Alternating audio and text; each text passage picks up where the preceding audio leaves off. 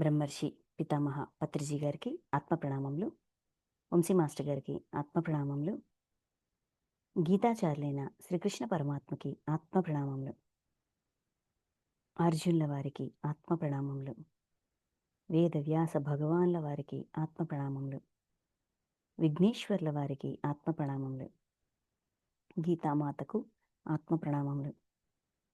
గీతను ఉద్ధరించిన మహానుభావులందరికీ హృదయపూర్వక పాదాభివందనాలు, కృతజ్ఞతలు.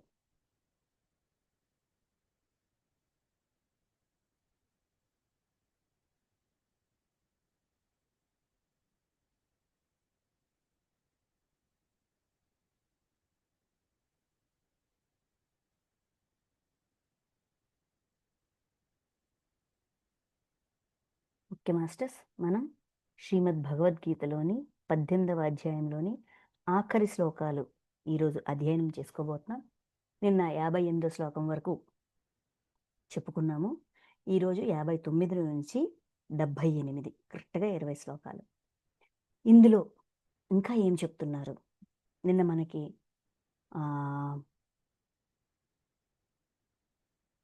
వర్ణములు, బ్రాహ్మణతత్వం, వైశ్యతత్వం, క్షత్రియతత్వం, శూద్రతత్వం, స్వధర్మం, పరమాత్మతత్వం,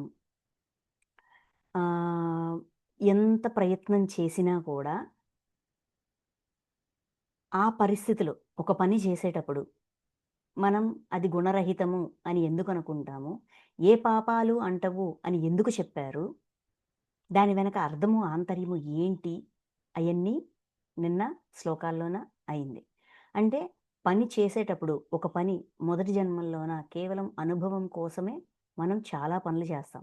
అంటే అనుభవాలు పోగు చేస్తూ ఉంటాం. ఆ అనుభవాన్ని పోగు చేసేటప్పుడు ఇది మంచిదా, చెడ్డదా, ఏంటి, దీనివల్ల రేపొద్దున్న నాకు నష్టం వస్తుందా, లాభం వస్తుందా, అసలు దీనికి ఫలితం ఉంటుందా, ఉండదా, ఏ అవగాహన ఉండదు. నెక్స్ట్ ఏంటి అనే క్వశ్చనే ఉండదు. అందుకని అది గుణరహితము.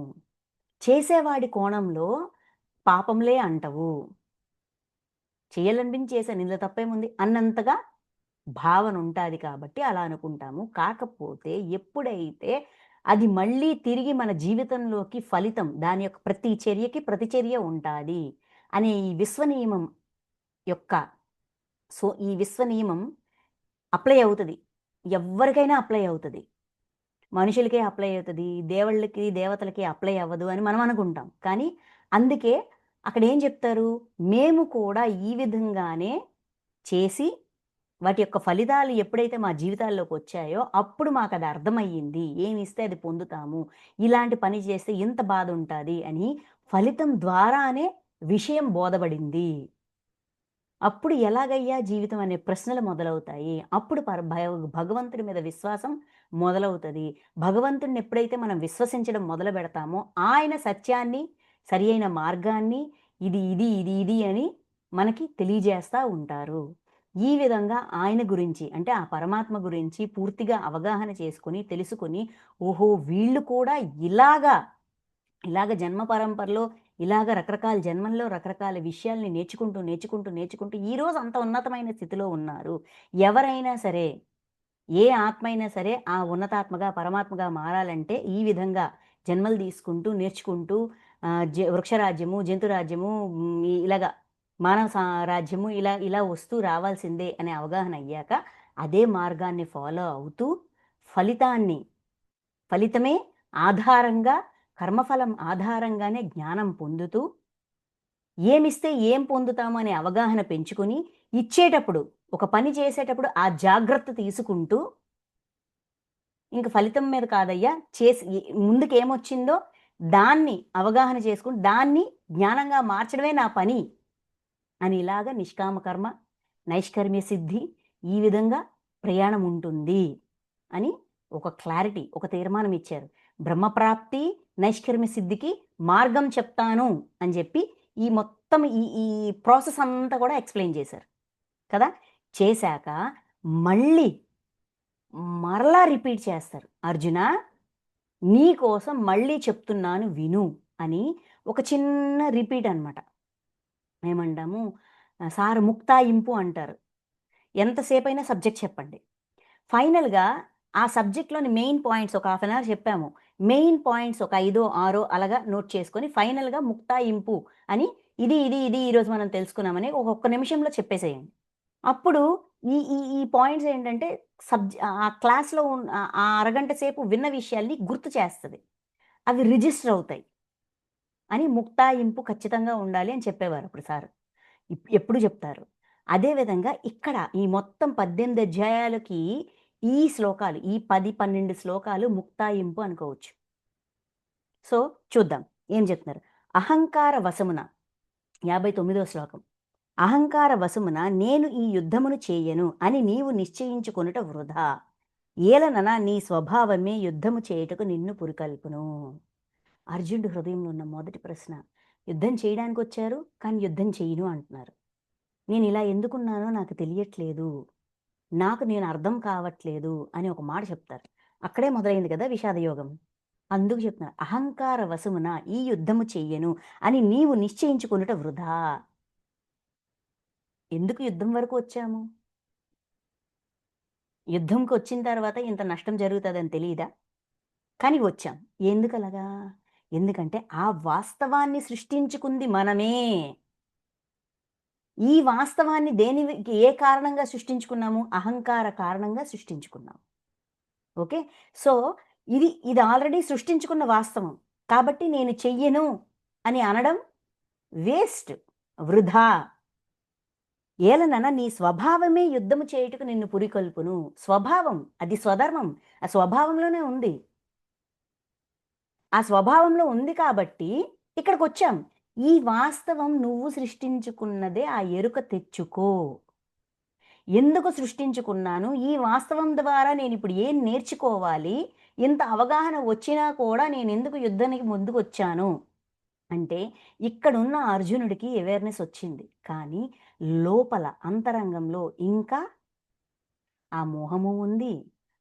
ఏమంటాం పూర్వజన్మ వాసనలంటాం గదా! అయన్నీ అలానే ఉన్నాయి. ఒక్కొక్క లెవెల్‌లో అవేర్‌నెస్ వస్తేనే మొత్తం జీరో చేయగలం. ఇక్కడ లెవెల్ 1 అంటే జీవుడు, అర్జునుడు అని ఈ చైతన్యానికి ఆ ఎరుకొచ్చింది. ఇది హింస ఇంతమంది చనిపోతారని ఎరుకొచ్చింది. ఈ ఎరుకని, ఈ అవేర్‌నెస్‌ని ప్రయత్నపూర్వకంగా జీవాత్మకి అందించాలి. అది యాక్సెప్ట్ చెయ్యాలి. అందులో మార్పు రావాలి. అంతవరకు కూడా మన ఇష్టాయిష్టాలతో సంబంధం లేకుండా మనం దాన్నే ఆ స్వభావాన్నే మనం ప్రదర్శిస్తాము. స్వభావ కారణంగా ఖచ్చితంగా చేస్తా చూడండి. యుద్ధము చేయుటకు నిన్ను పురుగొల్పును. నీ స్వభావమే నిన్ను ప్రేరేపిస్తది. మన వాస్తవానికి మనమే సృష్టికర్తలం. ఇది వింటాం. అది ఎక్కడ అప్లై చేయాలో మనకు కొంచెం క్లారిటీ రాదు. ఏ సిట్యుయేషన్‌లో మనమైతే ఉన్నామో, ఇది ఆల్రెడీ మనం సృష్టించిన వాస్తవమే. ఎవడో మనకి సృష్టించలేదు. ఇది నేను తయారు చేసుకున్న వాస్తవమే అనే ఎరుక మనకుంటే, మనం ఈ వాస్తవాన్ని జ్ఞానంగా మార్చే విధంగా మలుచుకోగలుగుతాం. ఎవరి వల్లనో జరిగింది అనుకున్నప్పుడు నడక అక్కడే ఆగిపోతది. ఎందుకంటే తోచదు. అది చెప్తున్నారు. ఆ వాస్తవాన్ని తెలుసుకో. ఇది నీ వాస్తవమే అని చెప్తూ అక్కడితో ఆగిపోలా. నెక్స్ట్ 60వ శ్లోకము. ఓ కౌంతేర్య మోహ ప్రభావమున నీవు చేయుటకు ఇష్టపడిన కర్మని గూడా నీ పూర్వాకృత స్వాభావిక కర్మలచే, సంస్కారములచే బంధింపబడి తత్ప్రభావమున నీవు అవసుడవై చేయుదువు. మోహ ప్రభావమున గతంలో మోహంలో ఉన్నావు. నీవు చేయుటకు ఇష్టపడిన కర్మను ఆ మోహం కారణంగా ఆ మోహం అనేది లోపలుంది. ఇప్పుడు చేయడానికి ఇష్టపడట్లా. కానీ నీ పూర్వాకృత స్వాభావిక కర్మలు, పూర్వ కర్మల ఆధారంగా పూర్వం వాస్తవాన్ని సృష్టించేశావు. అక్కడ బీజం వేసేశావు. దాని యొక్క ఫలితం ఇప్పుడొచ్చి నీ ముందు కూర్చుంది. కాబట్టి సంస్కారములచే బంధింపబడి ఆ ఫలితంలో మనం ఇరుక్కొనున్నాం. మనం లాక్ అయ్యున్నాం. రామదాస్‌ని ఎందుకు జైల్‌లో పెట్టారు? అది ఫలితం. లాక్ అయ్యాడు. ఆ ఫలితం అనుభవించినంత వరకు ఆయనకి విడుదల లేదు. అంతవరకు వెయిట్ చేశారు. ఆ ఫలితాన్ని అనుభవించేంత వరకు వెయిట్ చేశారు. ఆ ఫలితం, ఆ కర్మఫలం అది కంప్లీట్ అయిన మరుక్షణం భగవంతుడికి కూడా ఎంట్రన్స్ వచ్చింది. అంతవరకు ఆయనకి కూడా ఎంట్రన్స్ లేదు. కాకపోతే అంతవరకు ఓపికగా, ఓర్పుగా ఉండి, ఇంకొక కొత్త కర్మ చెయ్యకండా, ఆ దైవం మీదున్న విశ్వాసం ఆయన్ని కాపాడింది. "నువ్వెందుకు నాకు హెల్ప్ చెయ్యట్లేదు? నేనేం తప్పు చేశాను? నేను నేను నేను ఈ రాష్ట్రం రాజ్యం తాలూకా డబ్బులు నేనేం తీసుకోలేదు కదా! అందరిచ్చిన డొనేషన్స్‌తోనే నేను ఈ పని చేశాను. నీకు తెలుసు కదా!" అని ఆయన మళ్ళీ ఆ కష్టాన్ని గూడా ఆయన దగ్గరే చెప్పుకున్నారు.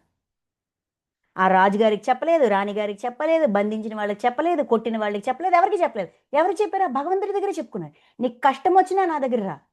నీకు సుఖమొచ్చినా నా దగ్గర రా.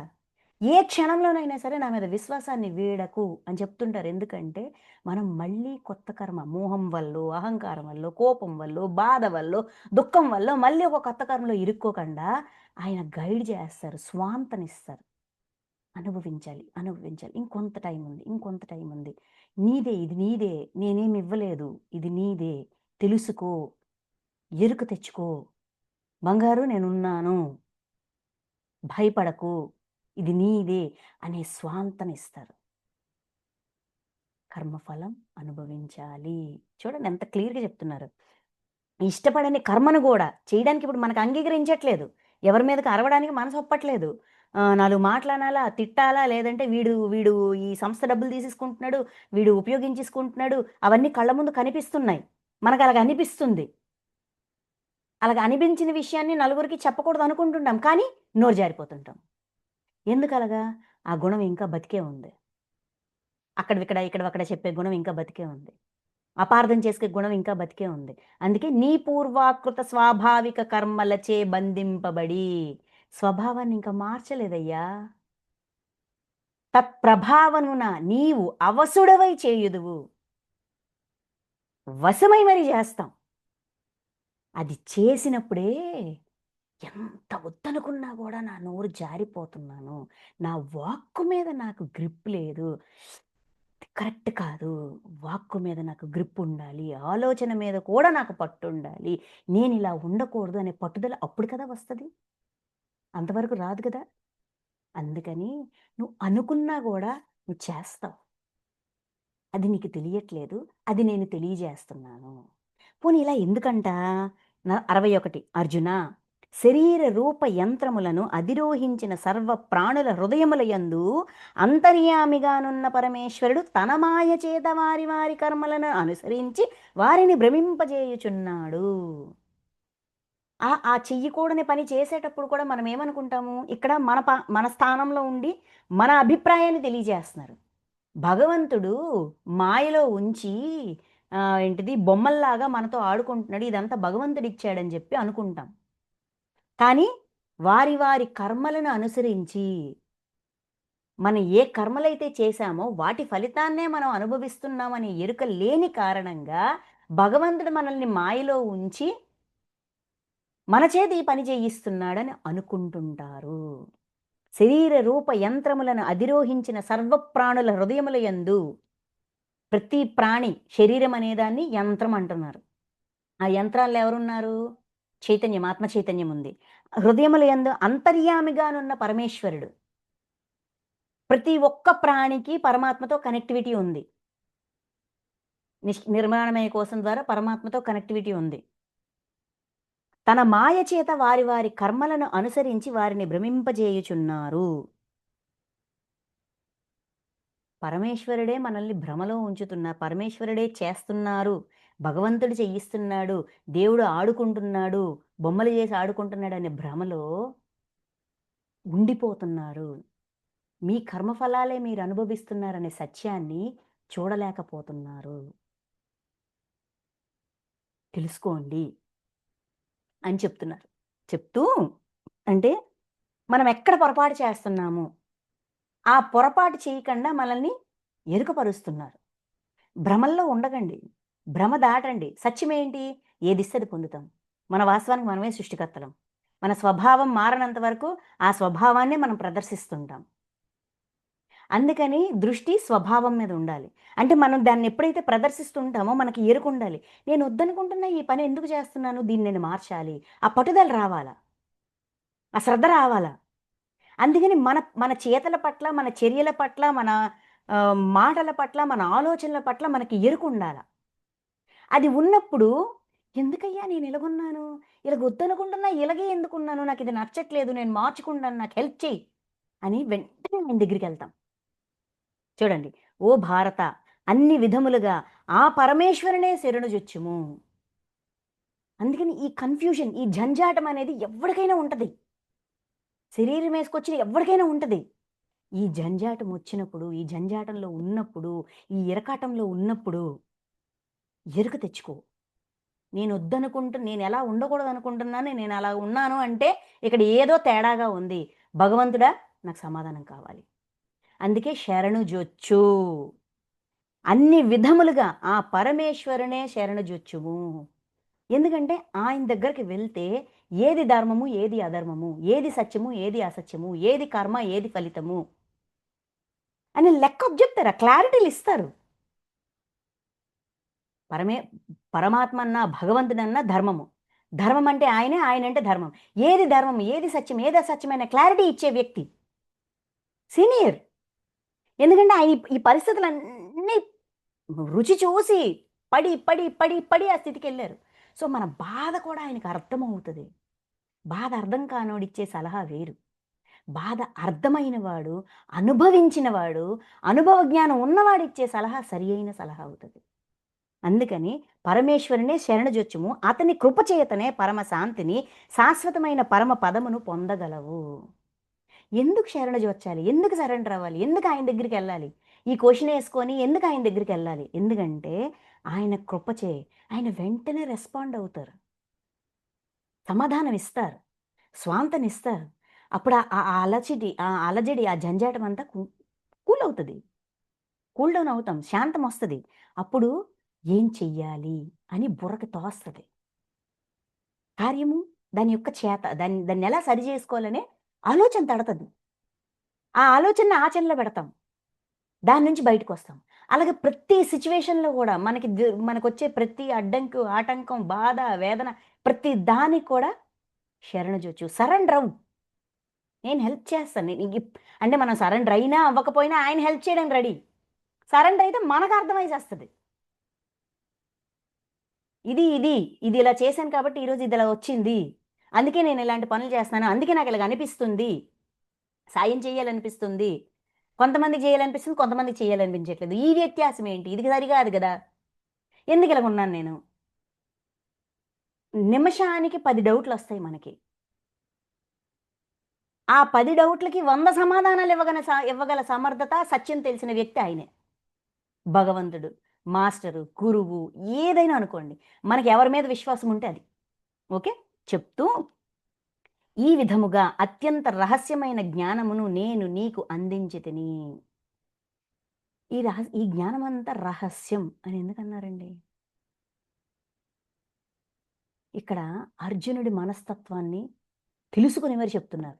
ఏంటంటే, ఇది ఇంతవరకు నేనెక్కడ వినలేదే! ఇదేదో అంత కొత్తగా ఉంది. ఇప్పుడు ఈ భగవద్గీత నాలెడ్జ్ అంతా గూడా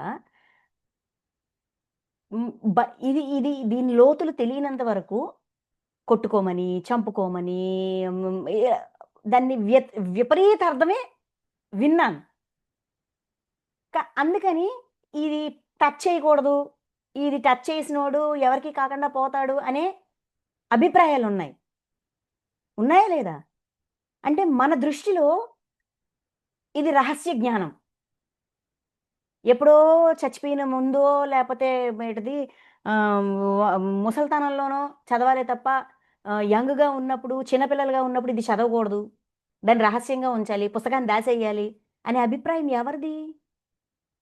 ఆ అవగాహన లేని మనలాంటి వాళ్ళది.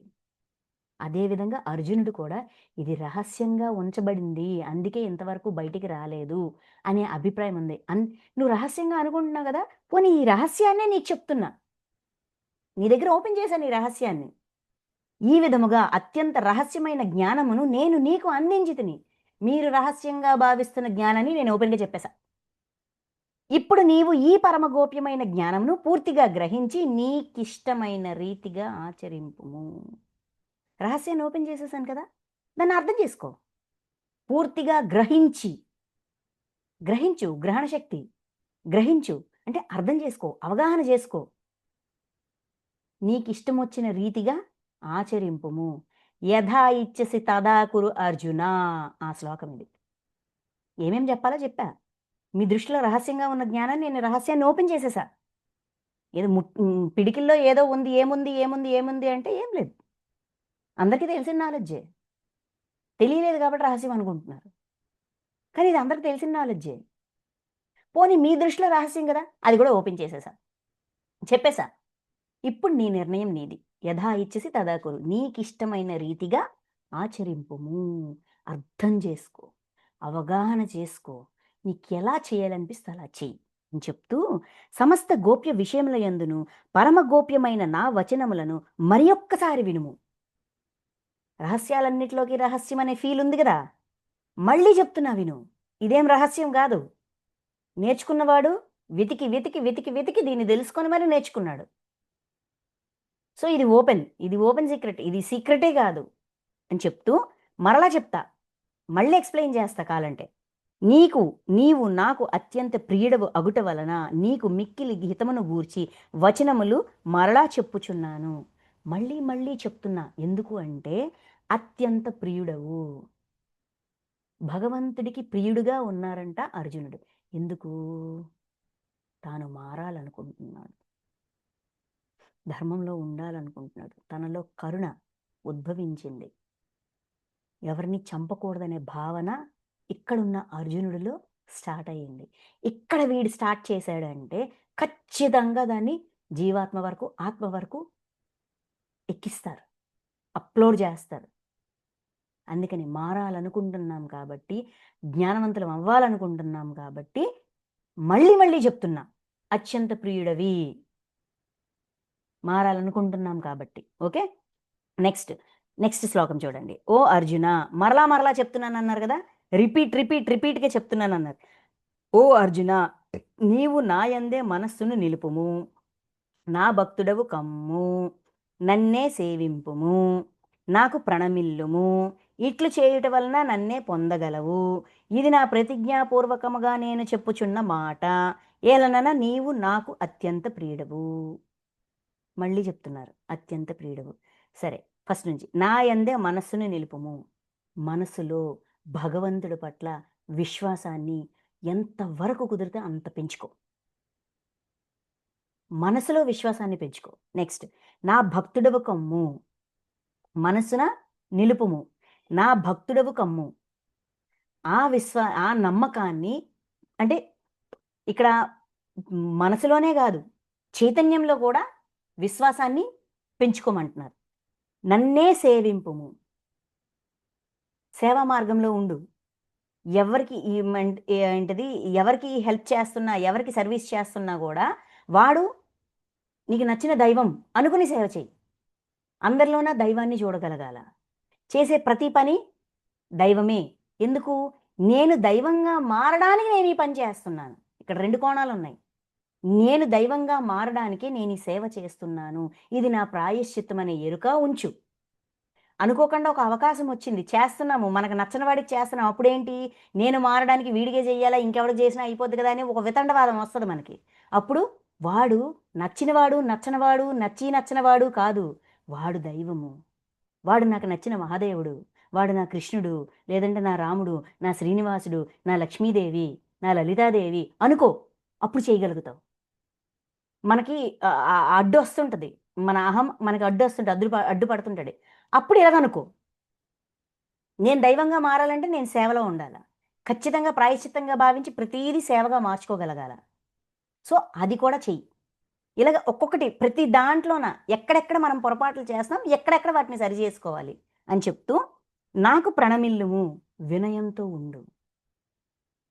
మనతో మనము, మన తోటివారితో, అందరితో వినయం అనే దివ్య లక్షణాన్ని డెవలప్ చేసుకో.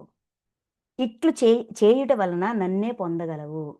ఇలా చేయడం వల్ల మెల్లమెల్లగా మనము కూడా ఆ స్థితికి దైవంగా రూపాంతరీకరణ అనేది సాధ్యపడుతుంది. నన్నే పొందగలవు. ఇది ప్రతిజ్ఞాపూర్వకంగా నేను చెప్పుచున్న మాట. ఈ విధంగా ప్రతిజ్ఞ చేసి నేను ఈ స్థితికి వచ్చాను. నువ్వు అలాంటి ప్రతిజ్ఞ చెయ్యి. సంకల్పించు, గట్టిగా సంకల్పించుకో, జరిగిద్ది. ఏలనన నీవు నాకు అత్యంత ప్రియుడవు. ఎందుకంటే మారాలనే తపన ఇప్పటికొచ్చింది. ఈ జన్మకొచ్చింది. ఆ తపన రావడమే కష్టం. రాకరాకొచ్చింది. వదలకు. గట్టిగా పట్టుకో. నువ్వు నాకు అత్యంత ప్రియుడివి. అంటే అటువంటి వాడిని భగవంతుడు ఇష్టపడతాడు. మారాలనుకుంటున్నావు, దైవంగా మారాలనుకుంటున్నావు. Very good, very good. ఎన్ని జన్మలైనా పట్ని. ఎన్ని వేల సంవత్సరాలైనా పట్ని, ఎన్ని యుగాలైనా పట్ని, ఎన్ని మన్వంతరాలైనా పట్ని. ఇప్పుడుకొచ్చింది కదా! చాలు. వదలకు. ఈ పట్టుదల వదలకు. సర్వధర్మములను అనగా సమస్త కర్తవ్య కర్మలను నాకు సమర్పింపుము. సర్వశక్తిమంతుడను, సర్వాధారుడను, పరమేశ్వరుడును అయిన నన్నే శరణుజొచ్చుము. అన్ని పాపముల నుండియు నిన్ను నేను విముక్తిని గావించెదను. నీవు శోకింపకుము. సర్వధర్మాన్ పరిత్యజ్య మామేకం శరణం వ్రజ అనే శ్లోకం. సర్వధర్మాలను నాకు సమర్పింపుము. అంటే సమస్త కర్తవ్య కర్మలను నాకు సమర్పింపుము. అంటే ఏం చేసినా భగవంతుడు చూసుకుంటాడులే అని ఒక నెగ్లిజెన్స్‌తో ఉండమని కాదు. మనకు అలాగ అర్థమైంది. అందరి వరకు ఎందుకు? ఒకప్పుడు నాకే అలాగ అర్థమైంది. నేను ఎవరిని పాయింట్ ఔట్ చేయాల్సిన అవసరం లేదు. నాకే అలాగ అనిపించేది. ఏం చేసినా భగవంతుడు చూసుకుంటాడులే, ఏమైనా చేయొచ్చు అనేసి. కానీ ఇక్కడ అనేది ఏంటంటే సమస్త కర్మలను నాకే సమర్పింపమంటే సమస్త కర్తవ్య కర్మలు. కర్తవ్యంగా తెచ్చుకున్న ఏ కర్మ అయినా ఎందుకు తెచ్చుకున్నాము, ఏంటి అనేది ఒకసారి నాతో కన్సల్ట్ చెయ్యి. ఆ క్లారిటీ నేనిస్తా. నాకు సమర్పింపుము. క్లారిటీ ఇస్తాను. వై? ఎందుకు? ఏమిటి? ఎలా? అనేది క్లారిటీ ఇస్తా. ఆ క్లారిటీ వచ్చాక తెలిసి మనం తప్పు చెయ్యలేము. సర్వశక్తిమంతుడను, సర్వాధారుడను, పరమేశ్వరుడును ఆయన నన్నే శరణజొచ్చుము. సర్వశక్తిమంతుడు. ఆయనకేం తెలుస్తదిలే అనుకుంటున్నారేమో. సర్వాధారుడు, అన్నిటికీ ఆధారంగా ఉన్నారు. మనకి శరీరాన్ని ఇచ్చారు, బుద్ధిని ఇచ్చారు, అన్నీ ఇచ్చారు. ఆధారంగా అణువణువున ఎప్పుడు పిలుస్తామో పలకడానికి రెడీగా ఉన్నారు. పరమేశ్వరుడు, ఈశ్వరుడు. ఎటువంటి నాలెడ్జ్ అయినా ఇచ్చే సమర్థత ఆయనకుంది. ఎటువంటి ప్రశ్నకైనా సమాధానం ఇవ్వగలరు. ఒక సామెత ఉంటది. శతకోటి దరిద్రాలకి అనంతకోటి ఉపాయాలు అని. అన్ని ఉపాయాలు ఇవ్వగలరు. ఆయన కేపబిలిటీ. అంటే మనకి ఆయన మీద అంత విశ్వాసం రావడానికి ఇది నా కేపబిలిటీ అని అది గూడా చెప్తున్నారు. చెప్తూ అన్ని పాపముల నుండి నిన్ను నేను విముక్తుని గావించెదను. ఆ క్లారిటీ ఇచ్చినప్పుడు ఆ రోజు ఆ తప్పు చేస్తేనే ఈరోజు ఈ శిక్ష అనుభవిస్తున్నావయ్యా. ఇది కర్మఫలము. ఇది దాని యొక్క ఫలితము. కాబట్టి మళ్ళీ అదే తప్పు రిపీట్ చెయ్యకు అని మనకి ఆ విషయం చెప్పిన తర్వాత, మనకు ఆ సత్యం అర్థమయ్యేటట్టుగా చెప్పిన తర్వాత, ఆ క్లారిటీ మనం వచ్చాక, మనం తెలిసి ఆ తప్పు చేస్తామా? సాధ్యమైనంత వరకు మనల్ని మనం ఆపుకుంటాం. మాక్సిమం ట్రై చేస్తాం. అందుకని నేను విముక్తిని గావించదు. ఆ విధంగా కొత్త పాపాలు చేయకుండా మనం ఆపుకుంటాం. మనల్ని మనం కంట్రోల్ చేసుకుంటాం. పాత పాపాలని క్లియర్ చేయడానికి శ్రద్ధగా ఉంటాం. ఇది నా ప్రణాళిక. నా ప్రణాళికలో నేను వీటిని తెచ్చుకున్నాను. దీన్ని క్లియర్ చేసే చస్తాను. ఈ జన్మకి ఏ ప్రణాళిక తెచ్చుకున్నానో దాన్ని పూర్తిగా ఫుల్‌ఫిల్ చేస్తాననే పట్టుదల రాదు. వస్తది. ఖచ్చితంగా వస్తది. కొంతమందిని నేను చూసాను. అంటే ఇప్పుడు మనం ధ్యానంలో ఉన్నాము, సద్గురూస్ మూవ్‌మెంట్‌లో ఉన్నాము, కర్మలు చూసుకుంటున్నాము, డ్రీమ్స్ కనెక్ట్ అయ్యాము.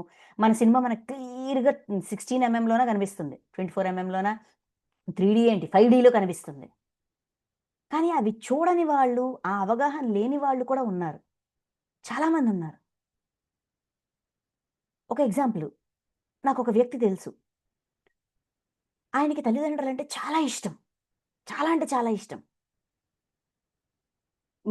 మా చిన్నప్పుడు మాకు ఆర్థిక స్తోమత అంతగా లేకపోయినా, ఒక పూట తిని, ఒక పూట తినకుండా అంటే ఒక మంచి చీర కొనుక్కోవాలనిపించినా, మంచి డ్రెస్ కొనుక్కోవాలనిపించినా, మంచి బైక్ కొనుక్కోవాలనిపించినా కొనుక్కోకుండా ఆ డబ్బుల్ని మా చదువులకే పెట్టారు.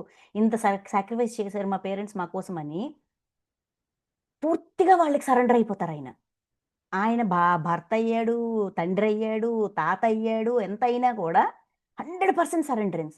ఆ తల్లిదండ్రులు ఇతనికి వాళ్ళ మీద ఎంత ప్రేమ కురిపిస్తారో, వాళ్ళు ఈయన్నస్సలు ఖాతరు చేయరు. తిరిగి అసహ్యించుకుంటుంటారు, తిడుతుంటారు, సేవ చేయించుకుంటారు, డబ్బులు ఖర్చు పెట్టి చేయించుకుంటారు. కానీ అసహ్యించుకుంటుంటారు. చేతకానివాడు, నీకేం పనికొస్తది, నీవేమి రాదు, నువ్వు ఇలాగ వాళ్ళగాని అసలు మొఖానే తిడుతుంటారు. వస్తామన్నా రావద్దనేస్తారు. వస్తే పోలీస్ కంప్లెయింట్ ఇస్తానంటారు.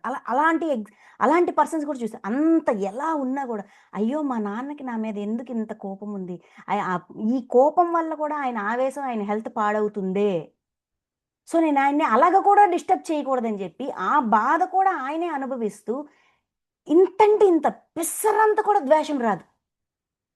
ఆ ప్రేమ ఇంక పెరిగిపోద్ది. ఆయన తిట్టే కొద్దీ ఈయనకి ప్రేమ పెరిగిపోతుంటది. హ్మ్. లైఫ్‌లో నేను ఇలాంటి క్యారెక్టర్ ఉంటదని నేను ఎక్స్‌పెక్ట్ చేయలా. షాక్ అసల. ఎందుకలా ఉన్నారు? పర్సన్ ఎందుకలా ఉన్నారు? తన కర్తవ్య కర్మకి సరెండర్ అయ్యారు. అవగాహన లేకపోయినా కూడా సరెండర్ అవ్వడం వల్ల ఆ కర్మని ఆయన క్లియర్ చేసుకోగలుగుతారు. ఈ జన్మకి తెచ్చుకున్న ఆ ప్రణాళిక, ఆ హోమ్ వర్క్‌ని బాడీ వెకేట్ చేసే లోపల జీరో చేస్తారు. ఆ నిబద్ధత ఏమీ చూడని వాళ్ళకే ఉన్నప్పుడు ఇన్ని చూసుకున్న మనకి ఇంకెంత నిబద్ధత ఉండాలా? ఇంకెంత శ్రద్ధ ఉండాలా? ఆలోచించండి. అని చెప్తూ, అందుకని అన్ని పాపముల నుండి నిన్ను నేను విముక్తుణ్ణి గావించెదను. నీవు శోకింపకుము. ఎలాంటి గైడెన్స్ కావాలన్నా ఇస్తా. ఎలాంటి హెల్ప్ కావాలన్నా ఇస్తా. క్లారిటీలు ఎప్పటికప్పుడు క్లారిటీలిస్తా. జస్ట్ విశ్వాసం ఉంచు. ఆ కనెక్టివిటీలో ఉండు అని చెప్తూ, ఇంకా తపస్సంపన్నుడును కానివానికిని, భక్తి రహితునకును, వినవలెనని కుతూహలం లేనివానికిని, నీవు ఈ గీతారూప రహస్యోపదేశమును ఎన్నడూ తెలుపరాదు. అయితే కొన్ ఇన్ శ్రద్ధ లేని వాడికి చెప్పొద్దు అంటున్నారు. వ్ తపస్సంపన్నుడు కానివానికిని. ఈ ఈ అవగాహన, ఈ జ్ఞానము, ఈ ఈ ఈ ఏమంటాం ఈ మార్గము, ఈ తత్వము తపస్సంపన్నుడు కానివానిడికి. అంటే ఆ తపన లేదు. ఏదో ఎదగాలి, మారాలి, చెయ్యాలి, లేదంటే తప్పు చేయకూడదు, హింస చేయకూడదు. ఏదీ లేదు. ఏ తపన లేదు. భక్తి రహితునకును భగవంతుడి మీద విశ్వాసం లేదు. వినవలెనని కుతూహలము లేదు. వినడానికి ఇంట్రెస్టే లేదు. నీవు ఈ గీతా రూప రహస్యోపదేశమును. ఈ రహస్యంగా భావిస్తున్నావు గదా! ఇది సీక్రెట్‌గా ఉంచబడిన నాలెడ్జ్ అనుకుంటున్నావు గదా! దీన్ని ఎన్నడూ తెలపరాదు. అటువంటి వాడికి చెప్పకు.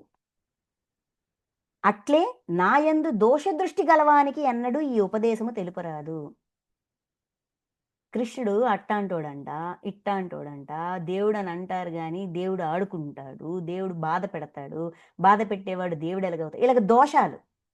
భగవంతునిలో దోషాల్ని మాత్రమే చూసే, దోషాన్ని మాత్రమే పట్టుకునే మనస్తత్వం ఉన్న వాళ్ళకి చెప్పొద్దు. తెలుపరాదు.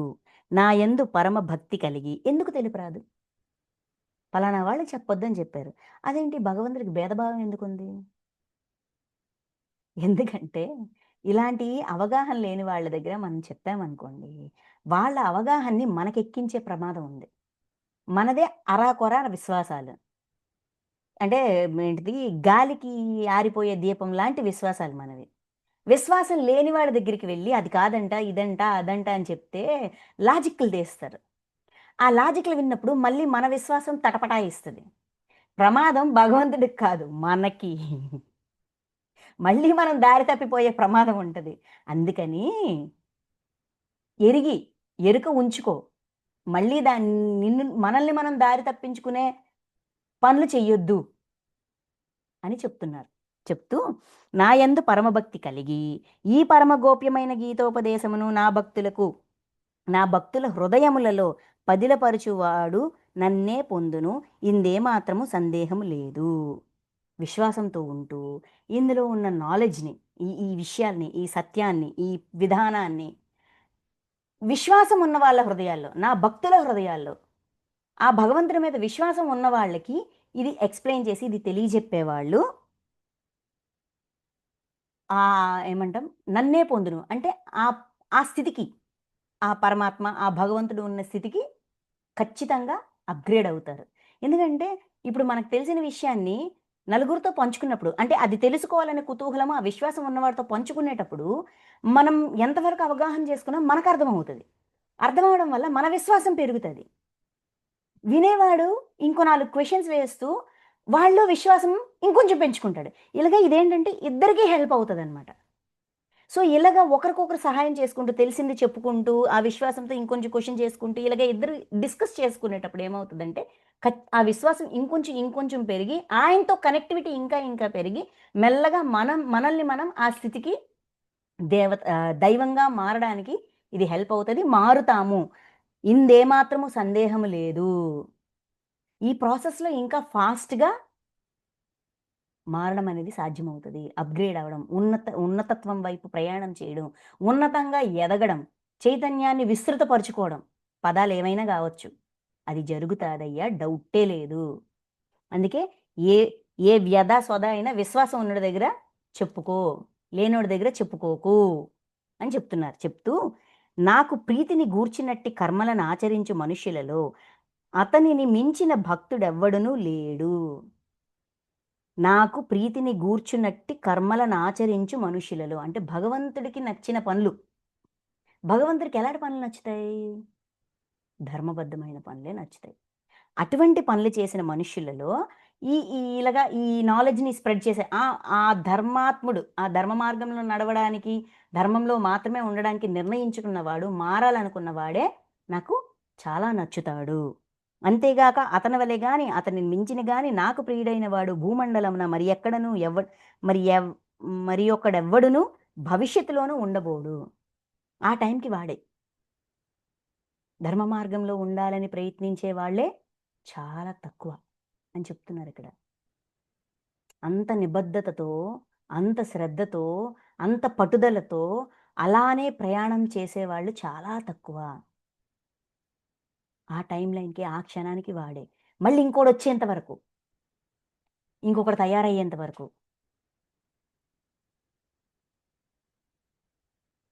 ధర్మయుక్తమైన మన సంవాద రూపమైన ఈ గీతా శాస్త్రమును పఠించువాడు జ్ఞాన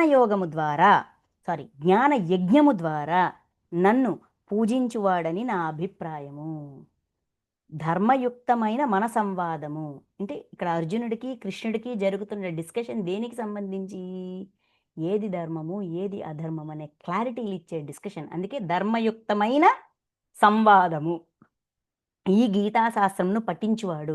ఎవరైతే గీతా శాస్త్రంని పఠనం చేస్తారో, ఇక్కడ పఠనం అంటే చదవడం అని కాదు. అధ్యయనం, అవగాహన చేసుకోవడం, ఆచరించడం. జ్ఞాన యజ్ఞము అన్నారు. భక్తి యజ్ఞం అనలా. భక్తి ఉంటేనే, ఆ విశ్వాసం ఉంటేనే సబ్జెక్ట్‌లోకి ఎంటర్ అవుతాం. సబ్జెక్ట్‌లోకి ఎంటర్ అయ్యాక ఆ భక్తి జ్ఞానంగా రూపాంతరీకరణ అవుతది. ప్రేమగా, జ్ఞానంగా రూపాంతరీకరణ అవుతది. జ్ఞాన యజ్ఞము ద్వారా నన్ను పూజించేవాడు. జ్ఞానంగా మారడం కూడా పూజించడమే. భక్తిలోనే పూజుంది అనుకున్నాం. గానీ జ్ఞానంలో ఇంకా లోతైన పూజుంది. అంటే ఇంకా ఆరాధన పెరిగిపోతది. ఆ విశ్వాసం కాస్త ప్రేమగా మారిపోతది. ఎంత కష్టపడ్డారయ్యా! ఎన్ని పాట్లు పడ్డారయ్యా! మీరు పడి, పడి, పడి ఆ ఫార్ములాలని, ఆ సింపుల్ ఫార్ములాలు మాకందించారు.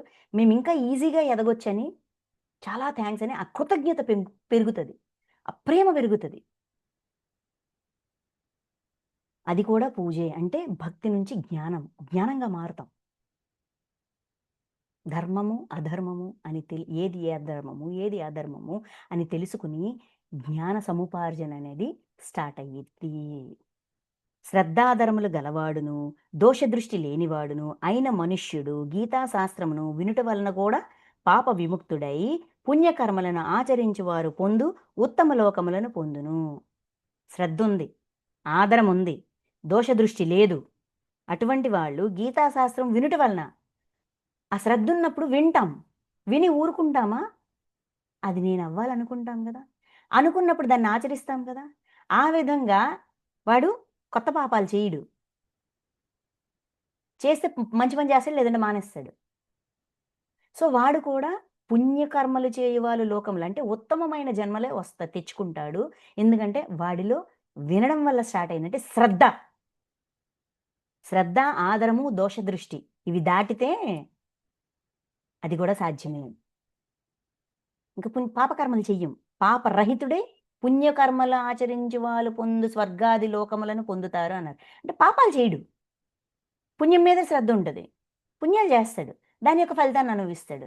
మెల్లమెల్లగా జ్ఞానం వరకెళ్తాడు. ఓకే.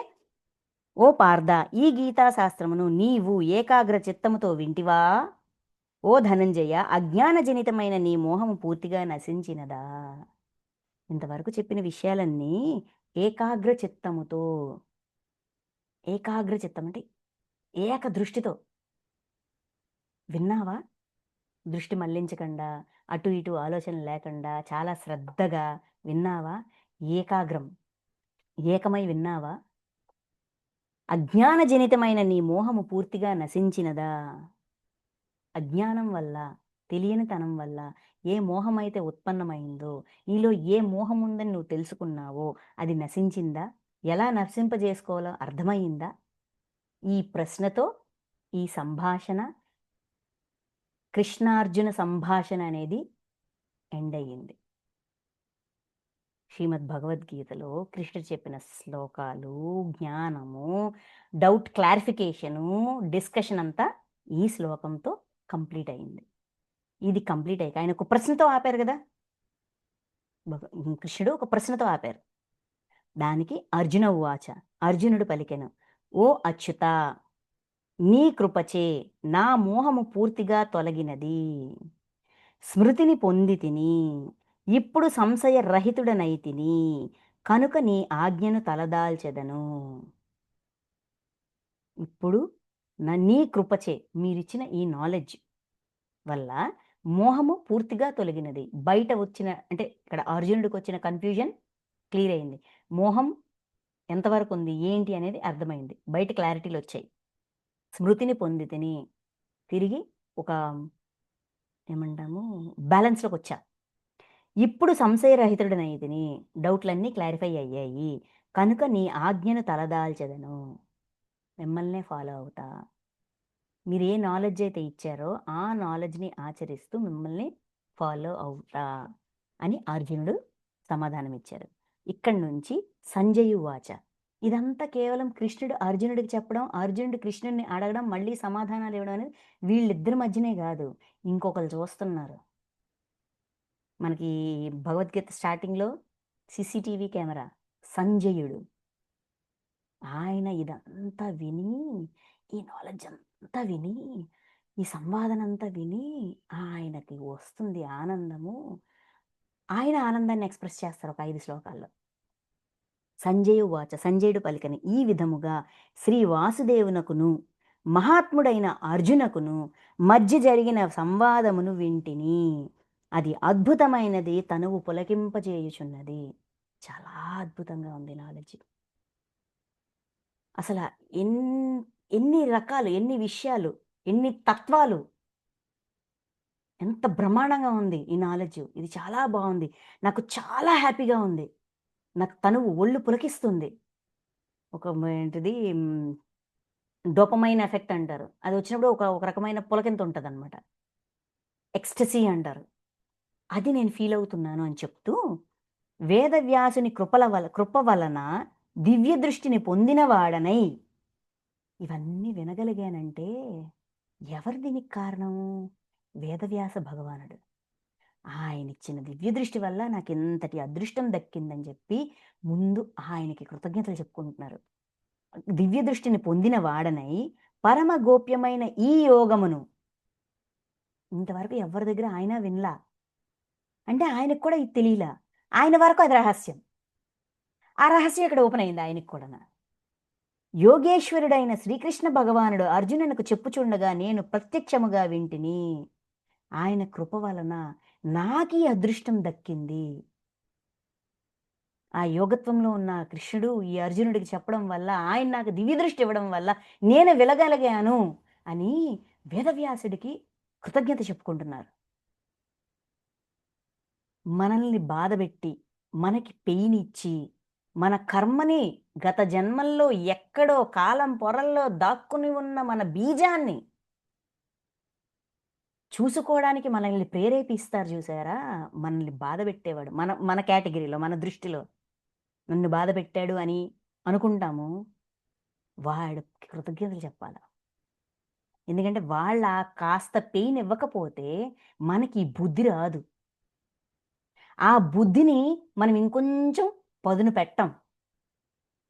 లెక్క చూడడం వరకు మనం ప్రయాణం చెయ్యం. అంటే బీజం ఎవరు వేశారిక్కడ? మనల్ని బాధపెట్టినవాడు. వాడి పట్ల కృతజ్ఞతతో ఉండాలి. ఇక్కడ ఈయన బాధ పెట్టిన వాళ్ళు కాదు. ఈ అదృష్టాన్ని కలిగించారు. ఆ దివ్య దృష్టి ఇచ్చారు కాబట్టి నేను చూడగలిగాను. అంటే ఎవరైతే ఇంతటి అదృష్టం నాకు దక్కడానికి ప్రేరణ అయ్యారో, మూలమయ్యారో వాళ్ళ పట్ల మనకి కృతజ్ఞత ఉండాలి. ఇది మన అదృష్టం కాదా? ఇది మన కర్మఫలం అని మనం తెలుసుకుంటున్నాం గదా! ఎంతమందికో లేని ఈ అదృష్టం మనకుందా లేదా?